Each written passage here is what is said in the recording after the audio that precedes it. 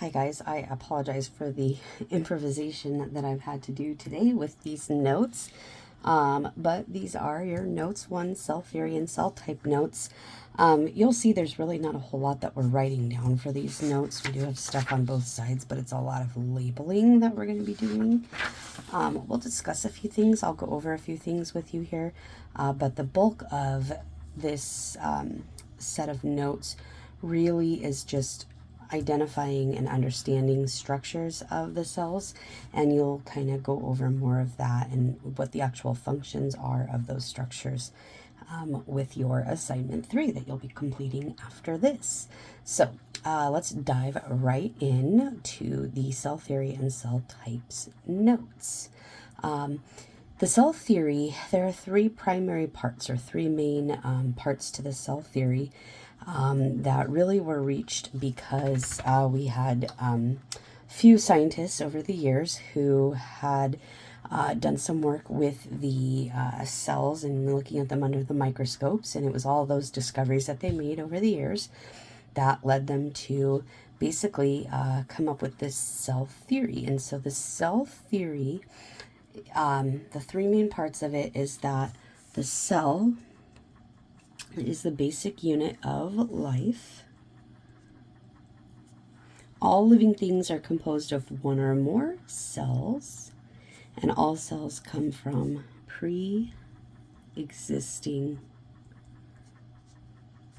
cells. So basically what scientists discovered once they were able to use technology like microscopes and look at cells under the microscope is that there used to be 1 cell, and then that cell gave life or gave way to the next cell. It just got bigger and then eventually just divided into 2 cells, and any cell that is existing because of another cell. So we go through cell division to make new copies of our own cells.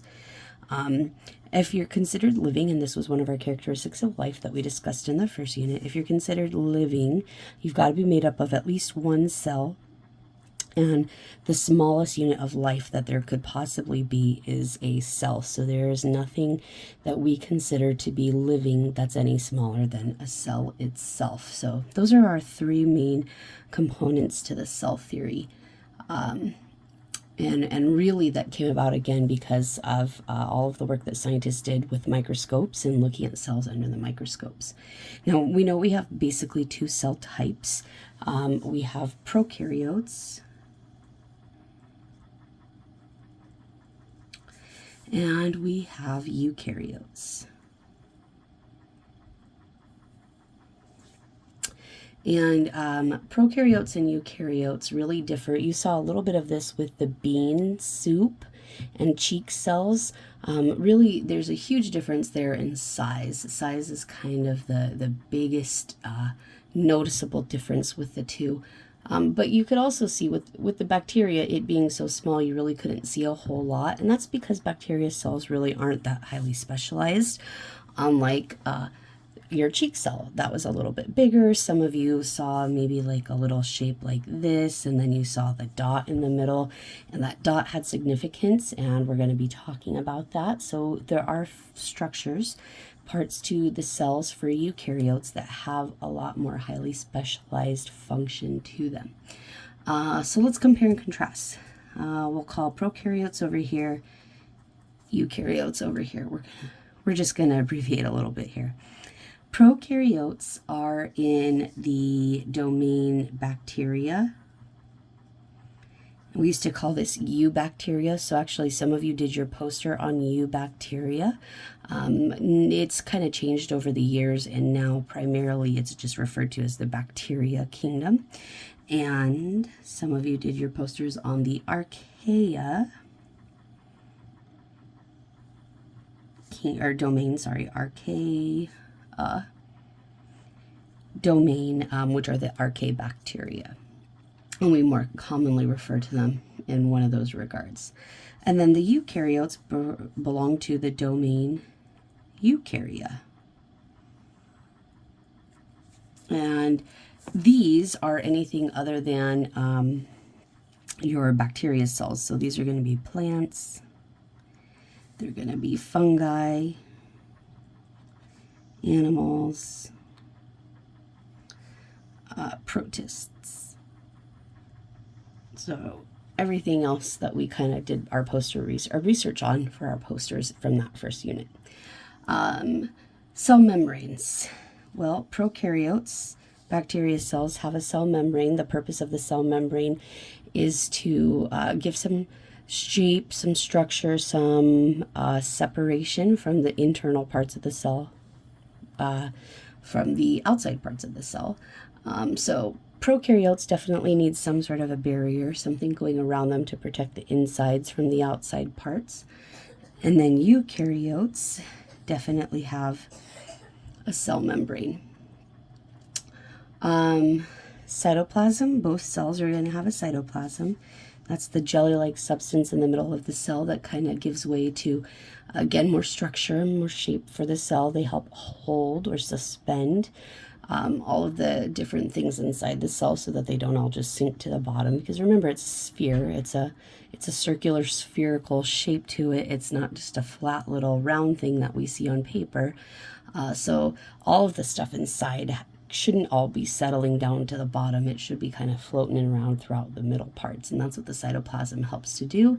It also will help provide a medium, so some of the molecules that make up the cytoplasm itself, the material that makes up the cytoplasm itself, provides a medium for different cellular functions to happen and enzymatic functions to happen. The other thing that both cells have, so both types of cells, prokaryotes and eukaryotes, they both have ribosomes. And ribosomes we've talked about a little bit. They are very important because that's where we make our proteins. And I know a lot of you is reading your different reflections, and a lot of you were really interested in proteins and you wanted to learn more about protein synthesis, which we will do. We will just get to that in later units in the semester. So I promise we are coming back to proteins and how we make proteins, because it is pretty interesting. It'll just be later on down the road, but they do get made in the ribosomes, and ribosomes are important for both bacteria and for all of our eukaryotes as well, because those proteins are going to be enzymes. They're going to carry out all kinds of other functions, and so both need proteins to be able to survive. Both prokaryotes and eukaryotes have DNA, so there's no question about it. They have DNA. The big difference is for prokaryotes, it is a circular piece of DNA, whereas with eukaryotes, it's linear. And we'll talk a little bit more about DNA as well. I know a lot of you were interested in the DNA from this unit. Nucleic acids, I promise you we'll be getting into more DNA stuff too. Okay, membrane-bound organelles. Big difference between prokaryotes and eukaryotes. Prokaryotes do not have any membrane-bound organelles. The membrane-bound organelles, organelles in general, are specialized, highly specialized parts of the cell that have different functions, and they're all enclosed in a membrane for extra protection to carry out their functions, and they're all within the cell. Prokaryotes are very simple organisms. They don't have any of those highly specialized functioning parts, whereas with eukaryotes, we are so much more highly functioning and highly specialized that we are going to have membrane-bound organelles.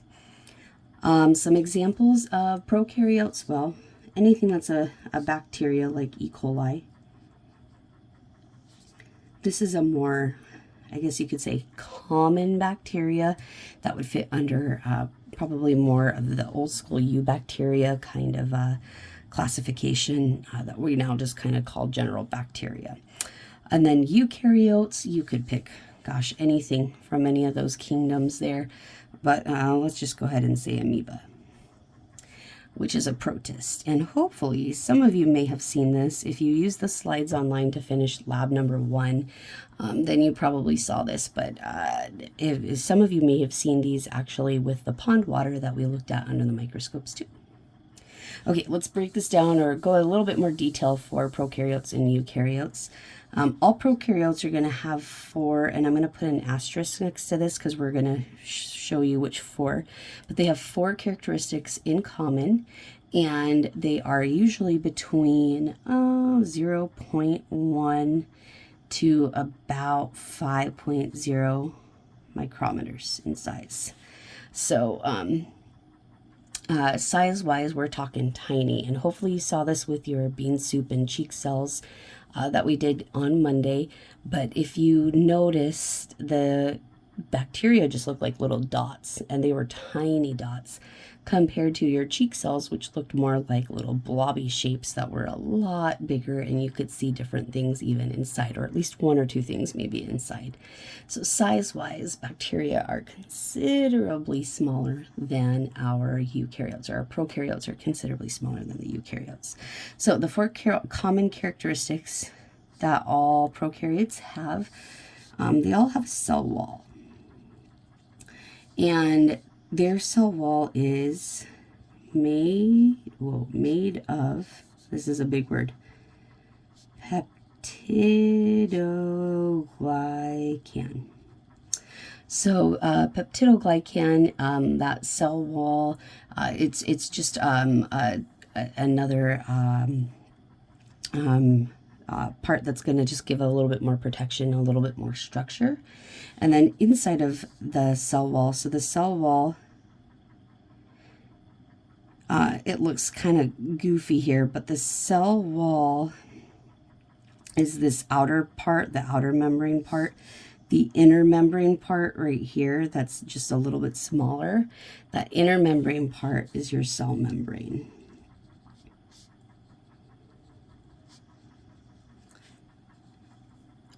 The cell membrane, again, just helps to give a little extra protection. It helps to regulate what comes in and out of the cell.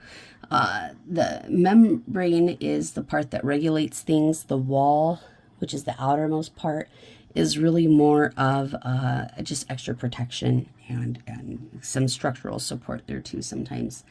Right here, it's hard to see, but this is pointing to a little dot, or we could say that it's pointing to this dot right here.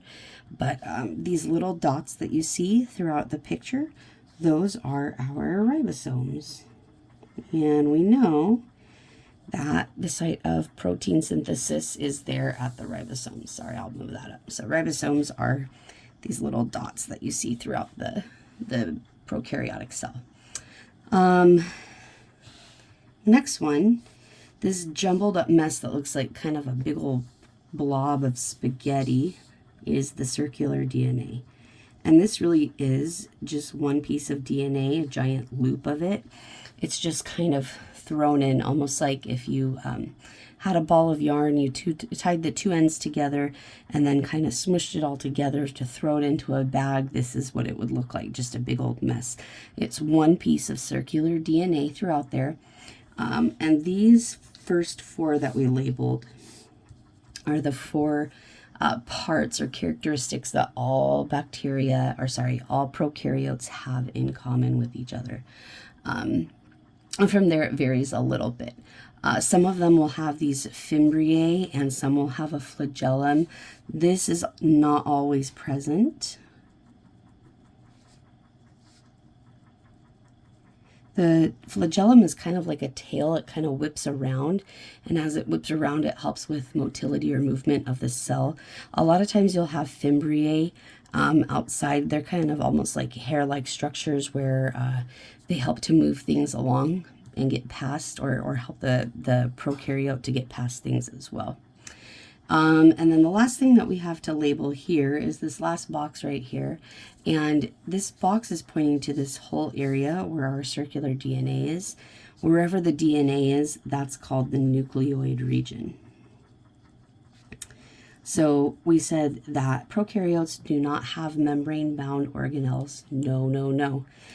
So there's nothing to protect the DNA, and it's not really located in any one central spot. So we just say that the region, the area where that DNA is considered to be the nucleoid region. And that's what we got for prokaryotes. Now we're going to look at eukaryotes, like us. And we're going to say that all eukaryotes have linear DNA. They all have ribosomes. And they all have, there's a hyphen here. It's kind of hard to tell. So they all have membrane hyphen bound, membrane bound organelles. I really apologize for the lighting here, you guys. Membrane bound organelles, and because they all have membrane bound organelles, that means that they also have a nucleus, which is a membrane bound organelle that holds the DNA. Size-wise, again, these are going to be a lot bigger than prokaryotes, but they range in size from anywhere from 10 to about 100 micrometers in size. So much, much bigger than even the biggest prokaryote that we know of. Okay. Let's see here. So let's start looking at the different organelles. You're not writing down definitions. Like I said, you're going to do a lot of the what does that do part in the next assignment. So it's almost like it's a continuation of notes, but it's not really notes. But it definitely helps you to define and write down what's going on. So I'll just kind of talk about things, but you just have to label for right now. And we will come back and use these pictures, these diagrams quite a bit. So it's good for you guys to just kind of get the hang of understanding what is what. Let's start with something easy. The same dots that we saw within the prokaryote that are all throughout our eukaryotic cell, those dots are ribosomes. Again, that's going to be where we make our proteins. I'm going to come over, oh gosh, let's see, let's do this one next. So this whole structure here is your nucleus.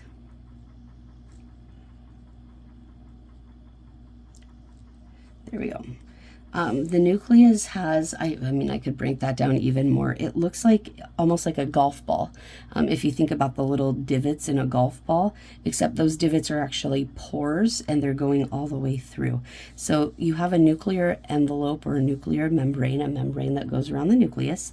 And within the nucleus, or sorry, the nuclear membrane or nuclear envelope, you have these little, they look like little holes or dots, but they're really pores for things to come in and out. This is so highly specialized because inside of it is our DNA, and we can only let certain things come in and out, and they're very, very selective, the nuclei are, of what comes in and out. And so anything that does come in and out will go through the pores.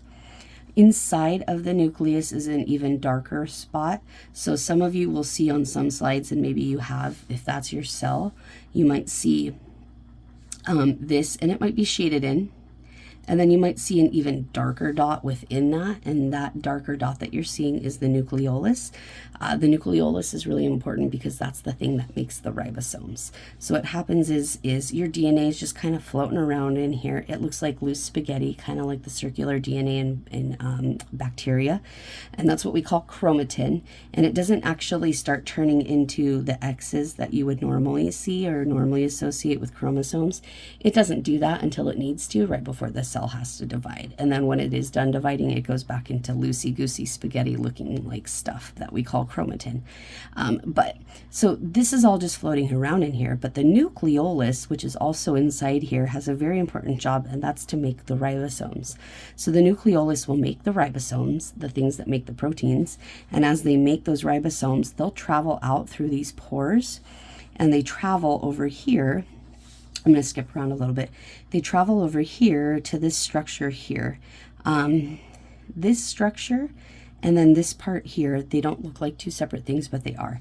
So this stuff right here and this stuff right here are slightly different in what they do. This part here doesn't have any ribosomes touching it. It looks like they're close, but they're not. So the stuff that doesn't have any ribosomes touching it is called the smooth endoplasmic reticulum.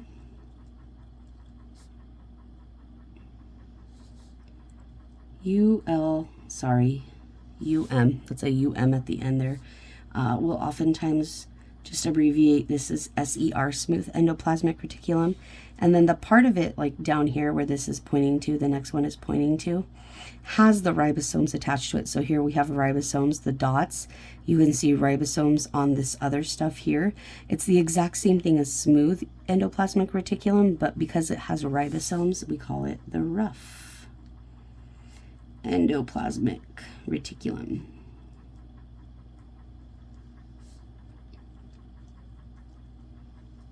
Or RER. And then the rough endoplasmic reticulum, again, has those ribosomes, and it's going to, what the rough endoplasmic reticulum does is it just kind of gets those proteins from the ribosomes. So the ribosomes are going to make protein. When they're sitting on the rough endoplasmic reticulum, they make the protein there.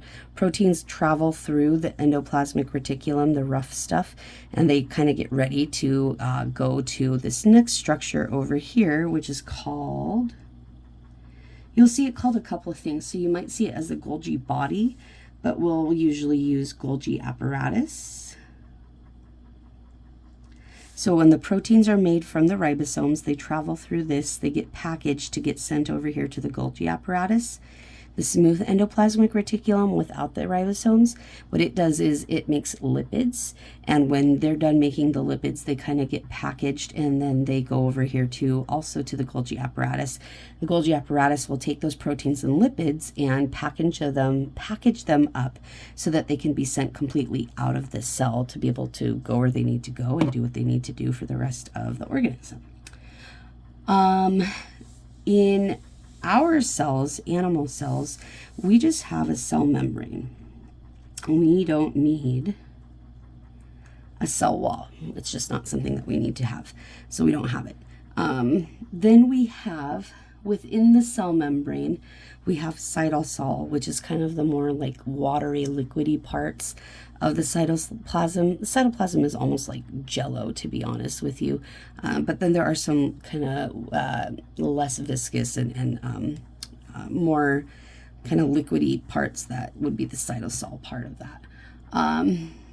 Let's see here. We also have this little structure here is called mitochondria. Yes, it is the powerhouse of the cell. This is where we take our glucose molecules or sugar molecules, and we convert them through cellular respiration and turn them into usable forms of energy molecules called adenosine triphosphate, or ATP, which we'll also learn about in another unit coming up this semester. Also found within the cytoplasm, it's really hard to see, but there are these tiny little things that are called microfilaments, and then also microtubules.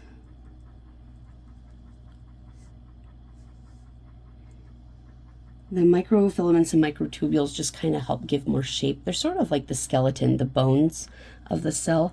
They're a little bit more flexible than actual bones. Like you can actually kind of bend them a little bit. We can't really bend bones. That would be weird if we could, but they kind of help give that structure and shape for the cell. And then the last one that we're going to label are these guys here. These guys are called centrioles. They are self-replicating. They can make themselves and copy themselves.